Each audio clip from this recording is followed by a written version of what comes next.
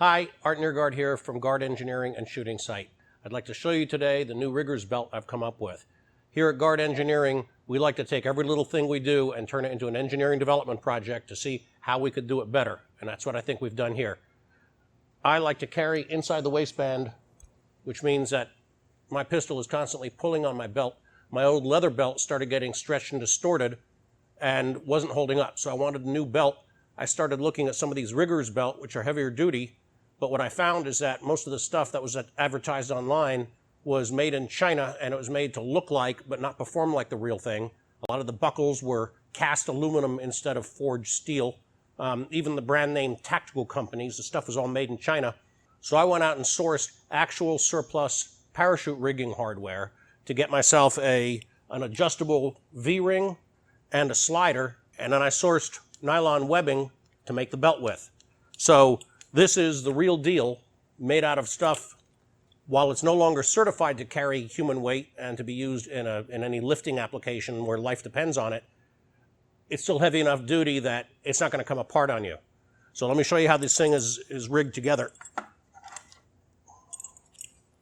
I've basically got one belt that has two loops in it. One loop is held in place by a slider and is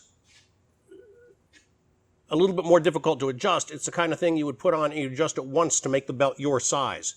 So you can see what I've done here is I've run the belt through the loop. It loops around the static bar in the V-ring, and then it comes back and runs underneath the back of the loop. That way the tongue that's hanging out is up against you and you can't see it. The other side, the V-ring has got a slider in it, and so when you put the belt on, you run the tongue behind the slider and then up over the top of the slider so that you can now pull the tongue to adjust the weight to the desired tightness, and it'll hold. So again, this is a question of just taking an average need for a belt, seeing how we can do it one better, sourcing actual steel hardware that's been forged, and I'll have these up on my website, and probably a couple of different colors.